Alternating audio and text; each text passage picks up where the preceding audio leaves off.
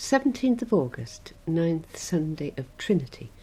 Sermon on Hebrews chapter 11, verses 23 through to chapter 12, verse 2. May we run with patience the race that is set before us, looking unto Thee. I saw those words as a child at Sunday school, and I chose to learn them off by heart. 68 years later, they're still clear in my memory. When I was attracted to that sentence, I truly wanted to follow its advice, although I can't have fully understood all the implications of running the race of faith.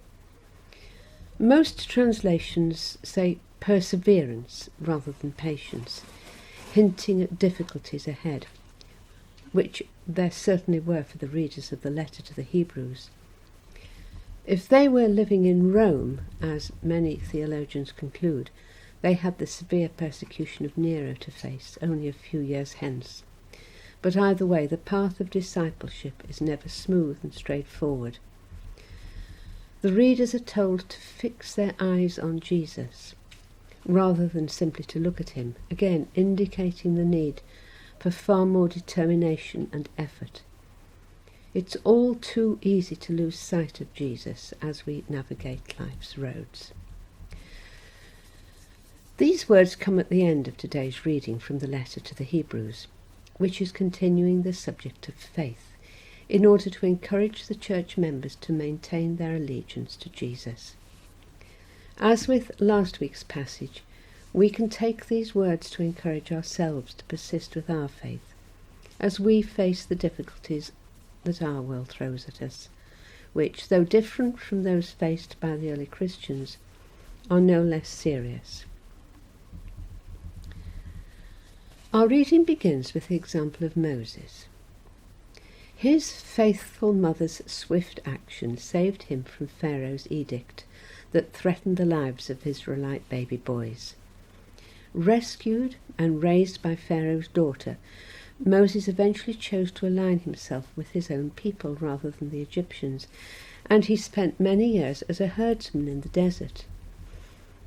We all know the story of how Moses was commissioned by God to effect the release of his people from slavery, how the first Passover protected them and enabled them to begin their journey to the Promised Land. Along the way, Moses demonstrated his strong faith, never doubting God's ability to provide for the travellers and protect them. Less well known are some others listed by the writer of Hebrews, who demonstrated faith equal to that of Moses. Rahab the prostitute, one of only 5 women named in Jesus' genealogy, who hid the Israelite spies when they first entered the Promised Land, and whose life was spared as a result. Gideon, who was called to defeat the huge Midianite host, which he did with an army of just 300 men, armed only with torches, jars and trumpets. You can read his story in Judges chapter 6 and 7. And there was Barak, who had a hand in defeating the Canaanites, Samson, who fought the Philistines, Jephthah, who won a victory over the Ammonites, and David, king of Israel, who united the 12 tribes of Israel, brought peace to the land and established Jerusalem as its capital. This is an impressive catalogue, but in case you feel upstaged by these remarkable individuals, let me remind you that Gideon was terrified when he was first called to fight, and made as many excuses as he could think up.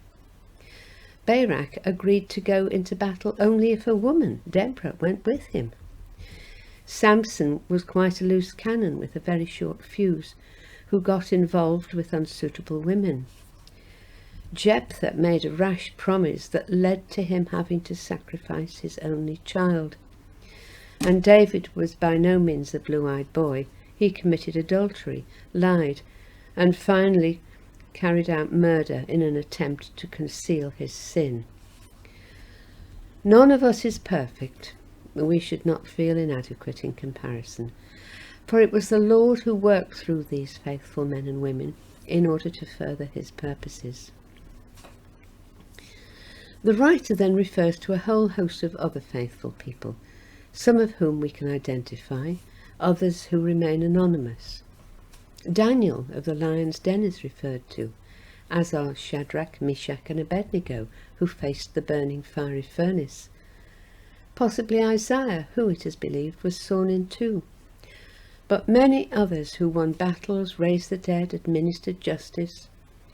Some of these were vindicated, supported and protected by the Lord, but others suffered torture, flogging, imprisonment, jeers.